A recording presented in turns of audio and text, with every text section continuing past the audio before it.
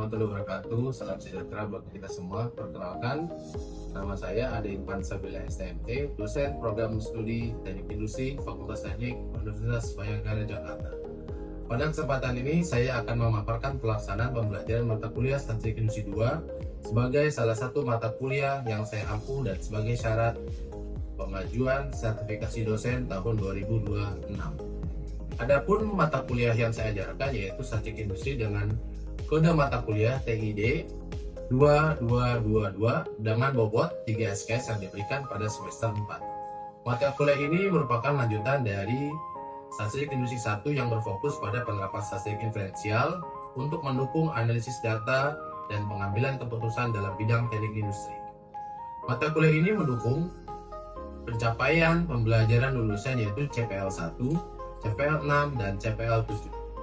Sedangkan capaian pembelajaran mata kuliah CPK terdiri dari 4 capaian utama yaitu CPK 1, mahasiswa mampu menjelaskan konsep statistik inferensial, merumuskan hipotesis statistik, serta melakukan pengujian hipotesis terhadap rata-rata, proporsi varian, dan uji independensi.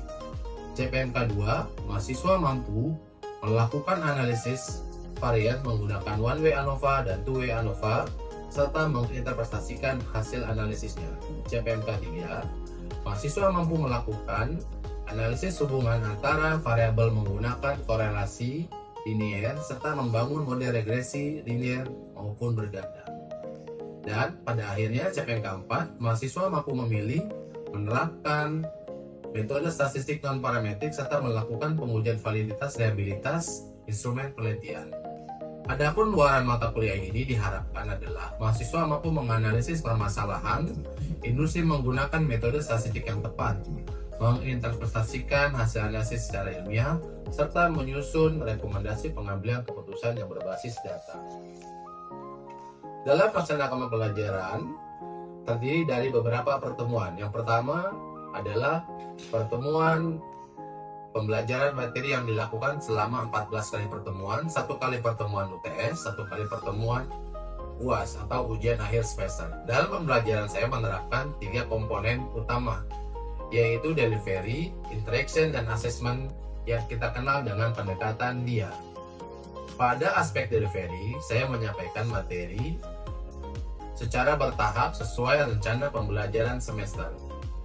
Pembelajaran dimulai dari konsep dasar statistik industri dan menjelaskan capaian pembelajaran yang akan dicapai, kompetensi yang harus dikuasai mahasiswa, serta keterkaitan materi dengan penerapannya di dunia industri. Pada aspek interaction, saya menerapkan pembelajaran yang berpusat pada mahasiswa melalui diskusi kelompok, tanya jawab, presentasi, studi kasus, dan kerja kelompok. Mahasiswa didorong untuk aktif berdiskusi, mengidentifikasi analisis data, serta mempresentasikan hasilnya. Interaksi juga dilakukan secara sinkron melalui perkuliahan tatap muka maupun Google Meet, serta secara asinkron melalui e-learning dan Google Classroom. Dengan demikian, mahasiswa memperoleh kesempatan untuk belajar dengan kolaboratif sekaligus meningkatkan kemampuan komunikasi ilmiah. Pada aspek asesmen, saya menggunakan penilaian secara berkelanjutan. Penilaian dilakukan melalui tes individu, tugas kelompok, presentasi, diskusi, studi kasus, UTS, dan UAS. Untuk mendukung proses pembelajaran saya memanfaatkan berbagai macam media pembelajaran digital antara lain e-learning dan Google Classroom, Microsoft Excel, SPSS Statistik, dan Minitab, dan video pembelajaran lainnya terkait statistik industri 2. Sedangkan metode pembelajaran yang saya gunakan mengacu pada RPS dan menerapkan pendekatan Student Centered Learning. Beberapa metode yang digunakan meliputi ceramah interaktif, diskusi kelompok, presentasi, studi kasus, project based learning, penugasan individu, dan penugasan kelompok. Melalui kombinasi metode tersebut, diharapkan mahasiswa tidak hanya memahami secara konsep, tetapi juga mampu menerapkan dalam penyelesaian permasalahannya di bidang teknik industri. Demikian pemaparan saya mengenai perkenalan pembelajaran pada mata kuliah Statistik Industri 2. Untuk berikutnya, saya akan menampilkan proses pembelajaran yang berada di ruang kelas. Terima kasih. Wassalamualaikum warahmatullahi wabarakatuh. Selamat menyaksikan. Assalamualaikum. Pagi. Pagi, Pak. Kayaknya mukanya pada cerah-cerah semua nih hari ini. Hari ini ada apa? Hari Rabu. Oke, hari Rabu.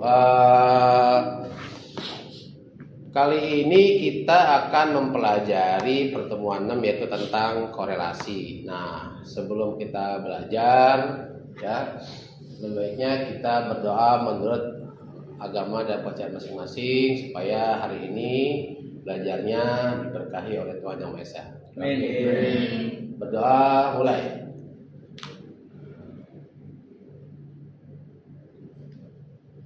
Selesai. Oke. Sekarang pertemuan ke-6 ya, sebelum kita mulai belajar, saya akan melakukan absensi dulu ya terkait karena sebentar lagi kita akan mengalami ujian tengah semester. Oke, saya absen dulu. Saya bisa lihat di SIA ya, di SIA kalian. Ini ada Abdillah Arsyad, ada? Hadir, Pak. Oke, Aditya Pratama. Hadir, Pak. Oke, Agnes ada? Hadir, Pak. Oke, hadir semua ya hari ini ya. Hadir, Pak. Nanti kalau ada dari teman-teman yang berhalangan, kalau masih ada di jalan, tolong ketua kelas bisa taruh di WA group untuk memberikan alasannya kalau masih ada teman-teman yang masih telat belum datang. Oke.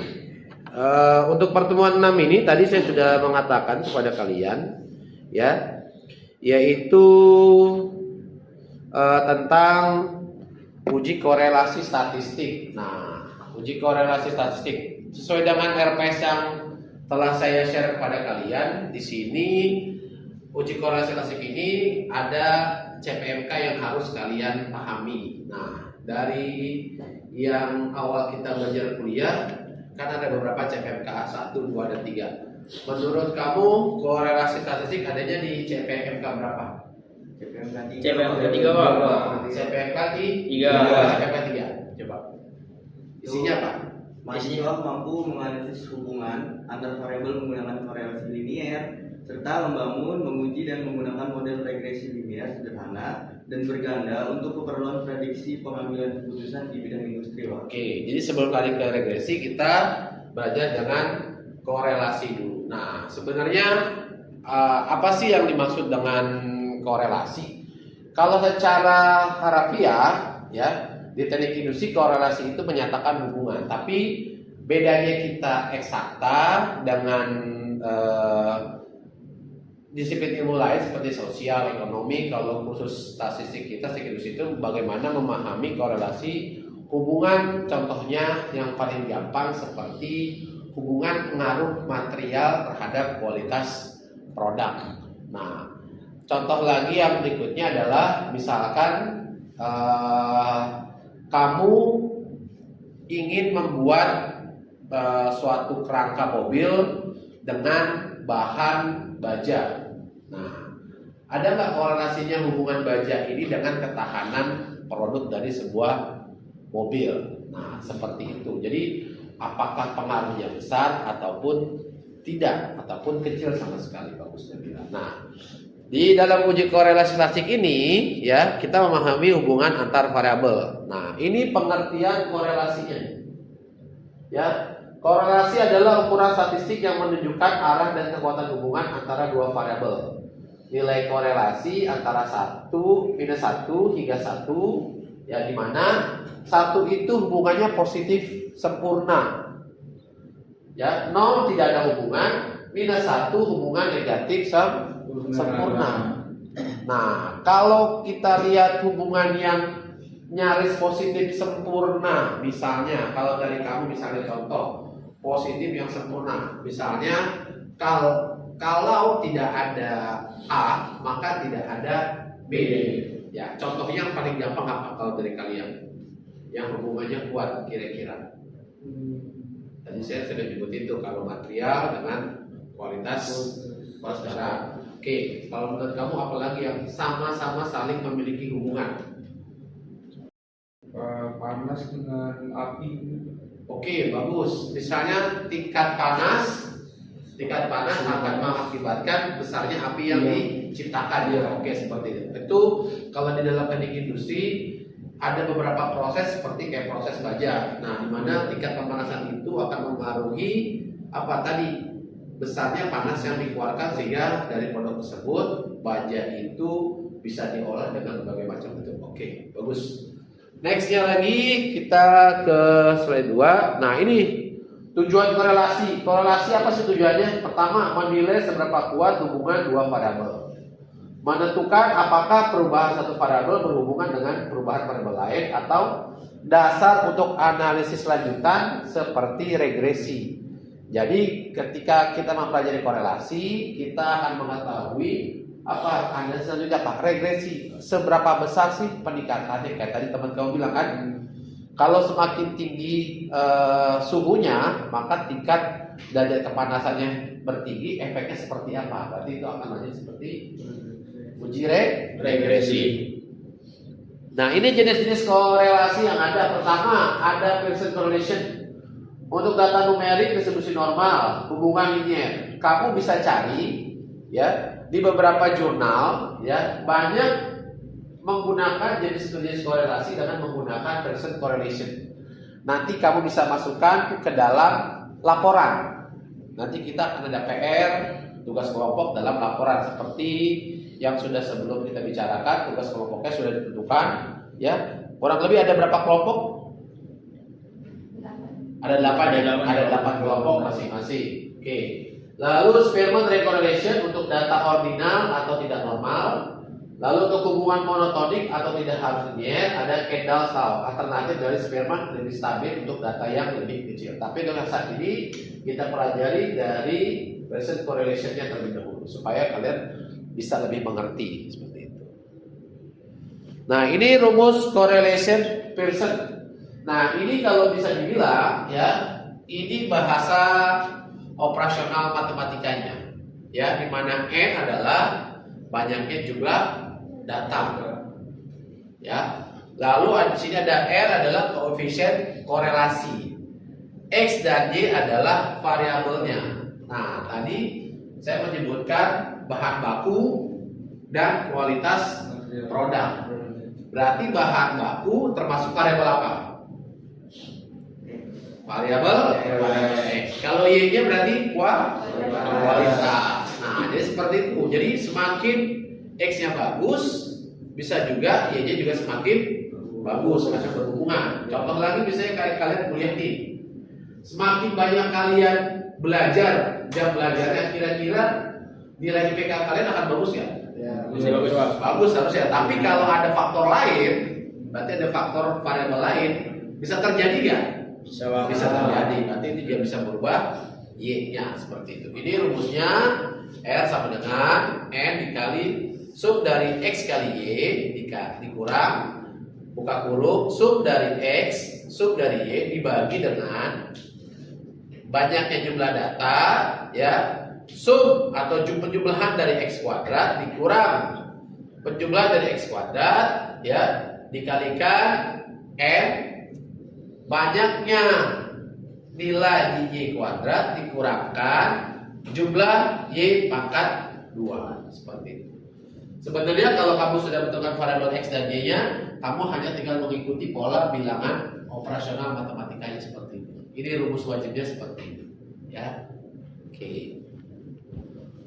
Nah, ini untuk interpretasi nilai korelasi. Kalau tadi kan kita sudah hitung kan nilai R-nya berapa, ya. Sehingga dapat nih, misalnya tadi yang dari sini, ini nilai R-nya diketahui. Nah, ini range-nya 0 sampai 0,19, interpretasinya penggambarannya sangat lemah. Berarti sama sekali tidak ada hubungan. 0,20 0,39 lemah saja. 0,40 sampai 0,59 adalah sedang. 0,60 sampai 0,79 adalah kuat. 0,80 dikurang 0,80 sampai 1 merupakan sangat kuat. Nah, seperti itu. Ini interpretasinya, artinya menggambarkan hubungannya seperti itu. Kalau menurut kalian ada nggak yang nilainya 0,0 sampai 0,19 sangat lemah? Kira-kira pernah nggak di dalam kehidupan sehari-hari yang dimana variabel x-nya sama y-nya tidak saling mendukung? Contohnya apa kira-kira? Coba contohnya. Saya simulasikan satu nih. Misalnya kenaikan kenaikan harga solar misalnya. Kenaikan harga solar terhadap daya belanja Shopee misalnya. Ada hubungannya nggak? Nggak ada. Ya. Ada. Karena satunya variabel x-nya, variabel b-nya, interpretasinya bisa aja sangat lemah. Kalau tadi sangat kuat kayak tadi misalnya bahan baku terhadap kualitas produk itu akan sangat kuat. Nah, ini contoh kasus berikutnya. Seorang guru ingin mengetahui apakah ada hubungan antara jam belajar tadi yang sudah kita bicarakan X dan nilai ulangan matematika Y. Berikut datanya. Nah, untuk data di lapangan, kamu dalam korelasinya memiliki variabel X dan Y. Di mana ada berapa siswa, jam belajarnya sekian, nilai ulangannya sekian. Ditanya apakah ada pengaruhnya atau enggak. Nah, yang kalian lakukan adalah ini, menghitung jumlah X, jumlah variabel X, menghitung jumlah variabel Y, lalu mengkuadratkan variabel X, mengkuadratkan variabel Y. Berarti kalau Y ini dapatnya dari mana? Nih, 65 dikali 65 dapatlah 422 5. Lalu X kali Y, berarti X2 Y-nya 65, 2 kali 65 adalah 130. Semua itu lalu dijumlahkan. Sum X, sum Y, sum X kuadrat, sum Y kuadrat, sum X kali Y. Nah, dapat angka ini lalu kalian masukkan. Sampai sini paham? Ngerti? Ada yang ditanyakan kira-kira? Atau pas? Cukup ya? Masih paham ya? Soalnya matematika ini masih secara sederhana. Nah, ini masukkan ke rumus, lihat. Hitung bagian atas numerator, lalu hitung bagian bawah denominator. Nah, ini berarti X-nya dan Y-nya. Nah, dapatlah nilai R. Setelah dihitung tadi, dapatlah 876 dibagi dengan 896,35, dapatlah nilai 0,97. Nah, kalau nilai 0,977 artinya apa nih? Berdasarkan interpretasi apa ini? Sangat kuat. Artinya secara garis besar bukan hanya kuat, apalagi punya hubungan yang kuat antara pengaruh apa tadi? Jam belajar dan nilai ulangan. Jam belajar dan nilai ulangan. Oke, bagus. Nah, setelah ini kita akan coba mempraktekkan. Tadi kan sudah hitungan secara manual. Sekarang coba dengan media pembelajaran yang lain. Kalian saksi induksi saya, kita menggunakan software statistik yaitu dengan Minitab. Minitab berapa kita pakai? Ada yang 18, 19 atau yang 18 silakan dibuka Minitab-nya ya. Lalu di sini saya sudah mempersiapkan untuk materinya ada di GCR ya. Ini di Excel-nya, kalian bisa download terlebih dahulu. Oke, silakan. Oke, sekarang kalian kan sudah buka Minitab-nya. Nah, ini data yang tadi kalian download dari berdasarkan Google Classroom. Ini data Excel-nya, ada jam belajar dan nilai kerja. Nah, setelah kalian buka, kalian pilih Start, pilih Basic Statistik, pilih Correlation. Coba saya lihat dulu kira-kira. Oke, bagus. Correlation. Oke, fine. Coba yang belakang. Saya lihat. Oke, correlation. Oke. Next ya. Sudah paham ya. Next, untuk tahap yang berikutnya adalah kita pilih untuk percent option-nya, kita pilih yang percent correlation. Lalu untuk metodenya pilih percent correlation. Di sini ada confidence level 95. Apa itu confidence 95%? Tingkat kepercayaan. Berarti sisanya 5% tingkat apa lagi? Tingkat ketelitian. Gitu ya. Nah, Setelah ini klik OK, lalu kalau klik OK, ya, maka akan keluar correlation graph-nya, ya. Kita pilih yang full, nanti akan nilainya keluar nih. Nah, di dalam Minitab ini menampilkan seperti ini. Ya, coba saya lihat di Minitab kamu. Oke, sama. Boleh kalau ini kamu melihat sama teman kamu, kalau yang hari ini belum bawa laptopnya boleh, ya. 0,9. Oke, 0,97. Betul, ya.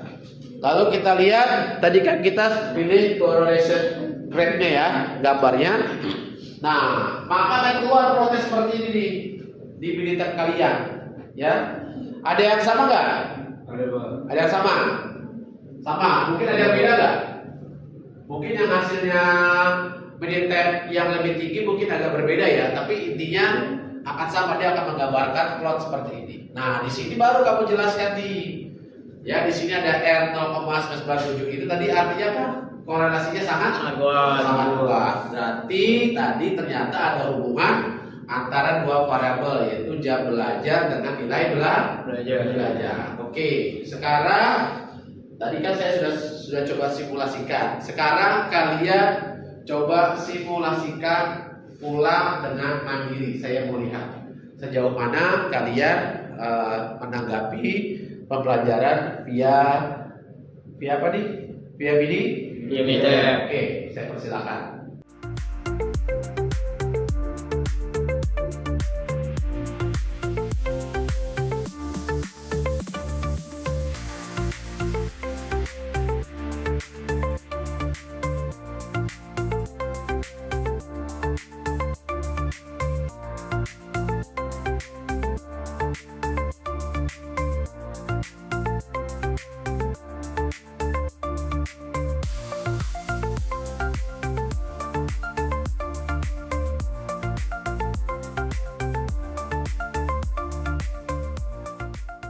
Ya sudah bisa, Pak. Oke, di penghujung kita belajar, tadi kalian sudah coba secara hitungan secara teori, lalu coba aplikasi.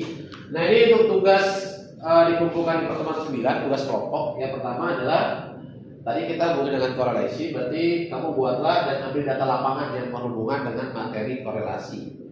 Bebas apapun, tapi yang paling baik adalah menunjukkan korelasinya ke arah keteknikan, ya.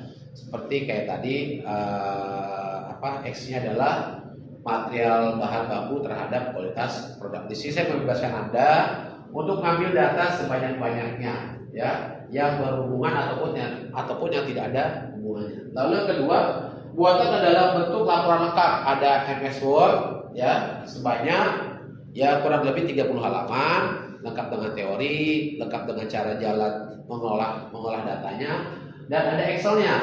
Jadi saya bisa melihat Excel-nya itu kalian kerjakan juga dalam hitungan manual. Yang terakhir adalah dikumpulkan di pertemuan ke-9. Nah, materi ini semua sudah ada di GCR. Jadi kalian bisa mengirimkan via Google Classroom dan e-learning yang ada di kampus kita. Ya, jadi kalau kamu misalnya Pak saya mengirimkan di GCR tidak bisa, berarti masih ada e-learning. Untuk materi juga saya sudah taruh di GCR dan e-learning. Jadi sampaikan kepada teman-teman kamu yang mungkin materinya sudah di-share belum sama dosennya. Oh, sudah saya share. Jadi semua orang bisa mempelajarinya di rumah secara berulang-ulang dengan menyaksikan video ataupun materi yang sudah saya share di GCR. Itu aja untuk hari ini, ya. Semoga kalian nanti dalam mengerjakan tugas lapangan, ya, tidak mengalami kesulitan. Kalaupun kalian mengalami kesulitan, kalian bisa bimbingan di hari selain jam pelajaran untuk mengenai tugas ini, tugas mandiri dan tugas kelompok. Oke, itu aja untuk pertemuan ke-6. Saya ucapkan terima kasih. Hari ini belajarnya sudah sangat luar biasa, semangat. Tolong, karena bentar lagi kita akan melakukan ujian tengah semester. Saya harap materi ini kalian pelajari dengan baik supaya pada saat ujian kalian bisa menjawab soal-soal UTS seperti itu. Ya, terima kasih. Wassalamualaikum warahmatullahi wabarakatuh. Waalaikumsalam warahmatullahi wabarakatuh.